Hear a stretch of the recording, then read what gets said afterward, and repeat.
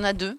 Il y a la fraîcheur du encore heureux très simple qui serait de revoir la copie avec un peu d'humilité en tant qu'humain et de se dire: «Tiens, et si le bonheur, plutôt que d'être une espèce de planète, qui n'existe pas, c'est injecter de la poésie dans sa vie au quotidien, se dire que: "Tiens, t'as vu le coucher de soleil, il est pas mal"». Et puis il y a la petite expression un peu plus transgressive qui est: «Bah, encore heureux», où là, c'est le côté un peu ado. Quand on fait de la musique, c'est un peu notre récré. Alors c'est super, on gagne vachement bien notre vie avec, mais quand bien même, on fait toujours de la musique, quoi. C'est se souvenir qu'on est un peu des enfants dans ces cas-là. Donc c'était ça, c'était le encore heureux qu'on puisse être là, boire des coups, encore heureux qu'on puisse fumer des cigarettes, même si c'est pas très bon pour nos organismes, encore heureux qu'on puisse faire un peu les sauvages parfois, quoi.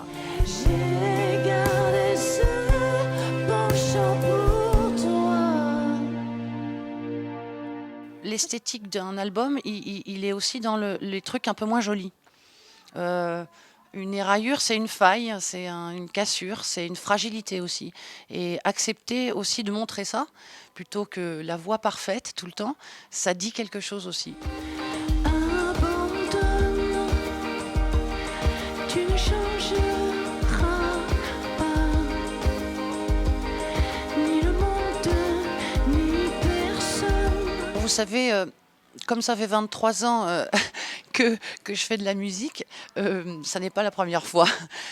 Donc on vit des choses, c'est pas forcément il y a pas forcément de capillarité avec l'album. Bon, après bon, ça nous arrive comme ça arrive à d'autres. Cet album est pas inscrit dans une rupture ou dans une séparation. Bien au contraire, il est aussi inscrit dans le lien. Alors peut-être que cette séparation, au finish, illumine, cet album d'une certaine tendresse. Pouvez-vous prendre quelques secondes pour prononcer le discours de l'amour Je voulais pas faire une chanson post-trauma, ou une chanson traumatisée et je me suis dit que peut-être la question à se poser, c'était moins que le «I love you all», c'était ce que je dis dans le dernier couplet, c'est-à-dire l'autre n'est pas notre ennemi.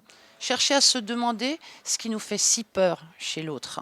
Est-ce que c'est pas aussi ce qui nous fait peur chez nous? À mon avis, le pire ennemi qu'on ait, c'est soi-même et c'est l'absence d'innocence qu'on prête à l'autre aussi. qui sort les griffes, qui courbe les chines, que tu t'emportes, que je m'incline. C'est pas mal de se rappeler que ça commence par nous.